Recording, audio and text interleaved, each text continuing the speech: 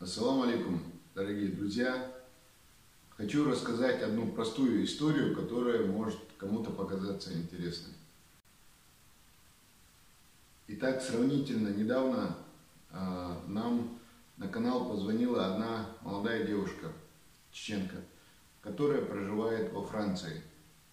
Она сказала, что ее родители, папа и мама, на автомобиле направились домой, вот в дом, где они раньше проживали, на территории Российской Федерации, в республике Татарстан, город Набережные Челны.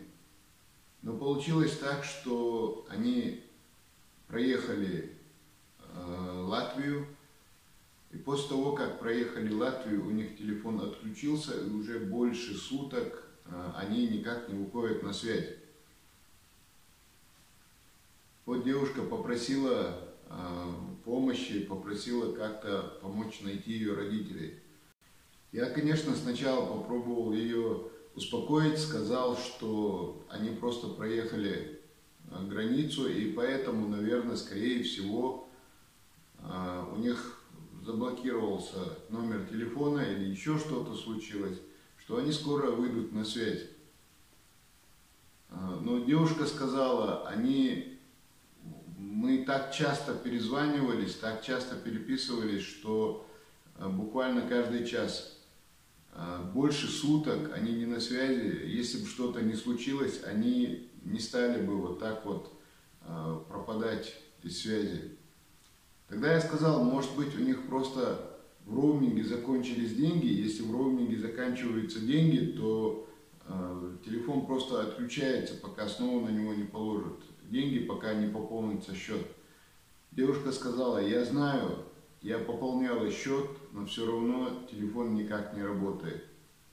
Когда она это сказала, конечно, я сам уже был встревожен. Делать было нечего. Судя по тому, что говорила девушка, было похоже, что с родителями действительно что-то случилось, и надо было уже их искать. Первым делом я, конечно, затребовал у нее данные родителей, а потом попросил номер и марку автомобиля. Попросил также фотографию этого автомобиля, снятую какую-нибудь семейную фотографию, на которой был бы запечатлен этот автомобиль. Она мне прислала фотографию как марку автомобиля, номер, так и фотографию этого самого автомобиля. Надо было, соответственно, дальше пробивать маршрут. Они ехали не сюда, не в Чеченскую республику, оказывается, жили они на территории Татарстана, и получается, что через Латвию они ехали в Татарстан. Первым делом я связался со своим хорошим товарищем Арби, который проживает в Латвии. Арби очень уважаемый человек, очень многим людям помогал каждый раз, когда где-то в Прибалтике происходит какая-то ситуация и нужна помощь, я в первую очередь звоню Арби. Самое интересное, что я его никогда не видел, и он меня, может быть, видел где-то в интернете, но я его так ни разу и не увидел пока еще. Но несколько лет мы с ним поддерживаем очень теплые дружеские контакты, и когда нужна помощь, я ему звоню, и Арби делает все возможное. Я позвонил первым делом Арби, объяснил ситуацию, сказал, что вот надо как-то поискать их, и попросил его выяснить, действительно ли родители этой девочки выехали из Латвии и въехали на территорию Российской Федерации. Арби сказал, я это выясню, также, скорее всего, я думаю, они все-таки переехали границу.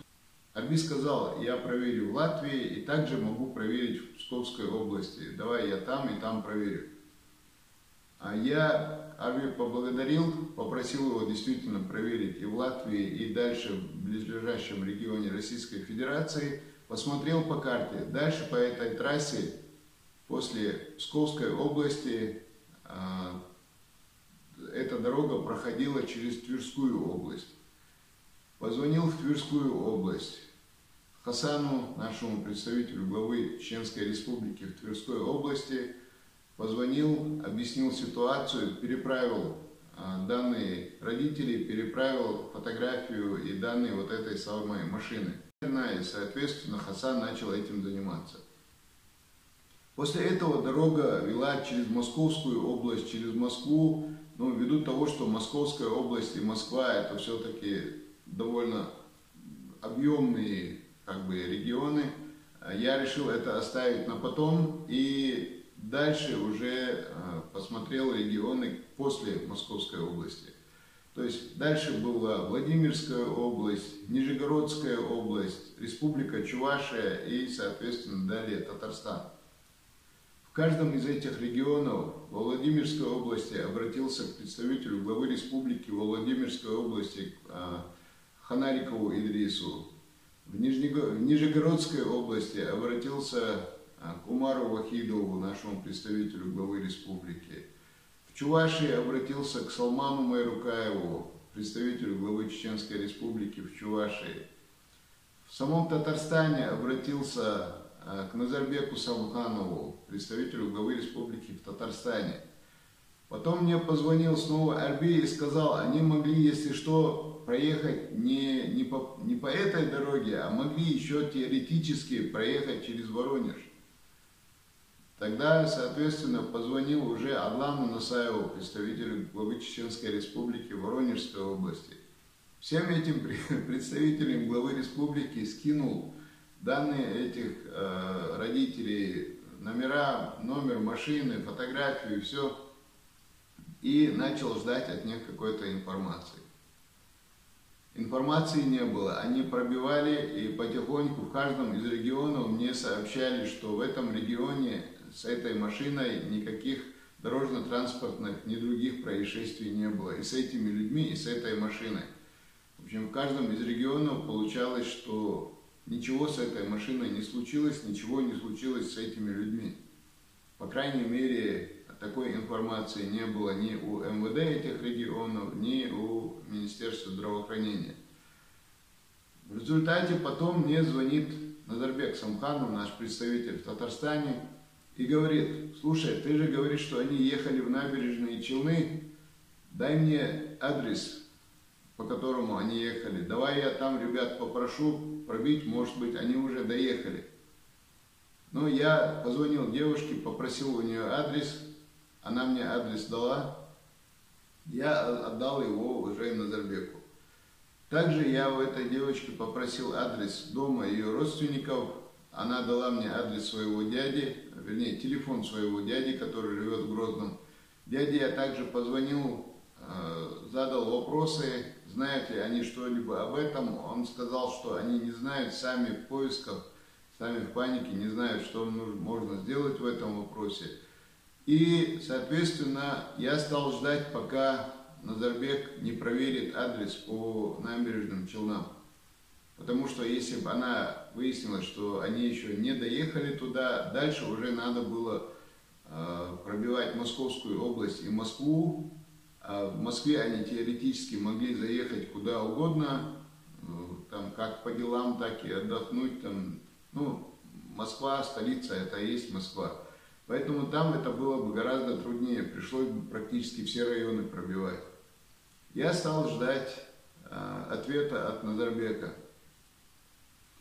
Проходит где-то, наверное, полчаса. Назарбек говорит, мой товарищ в Набережных Челнах поехал по этому адресу дверь закрыта, это квартира. И наш друг попросил соседей, оставил свой номер телефона, попросил соседей, если вдруг они появятся, чтобы они ему перезвонили. Надо сказать, воспользовался еще одним ресурсом. Автор сайта dalatz.com по имени Руслан, мой хороший товарищ. Я обратился к нему и также со своей стороны, ввиду того, что у него много подписчиков, он ведет большую информационную работу.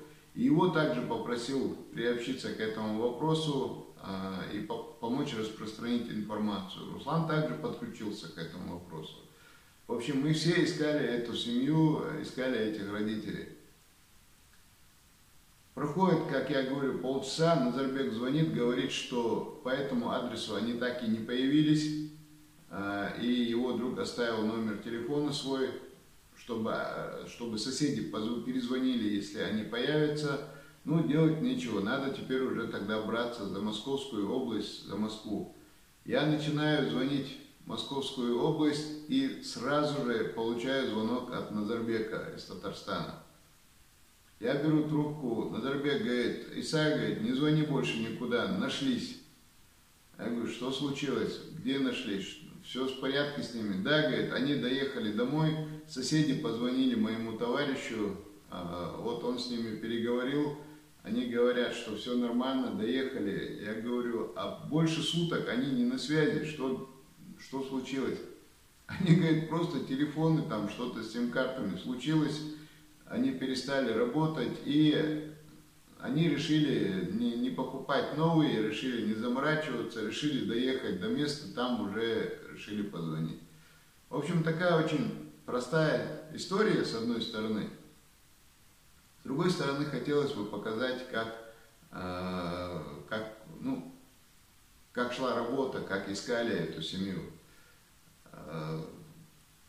Ну, к слову сказать, девушка, она, конечно, очень сильно благодарила, даже пыталась там, не знаю, по интернету как-то деньги пыталась переслать. Ну, конечно, поблагодарили ее, сказали, что не нужно. Но интересно то, что родители так и не позвонили даже. Ну, мы не ради их звонка работали, не ради звонка их это делали, не ради их благодарности. Наша благодарность, наше довольство, да, Аллах будет у Всевышнего. И вот такая вот работа. Это я показываю работу нашу, работу представителей главы республики, ну и работу проекта канала Даймок онлайн. Ассаламу алейкум. Да, дикан я это бою и масира. Адиквел маршрут.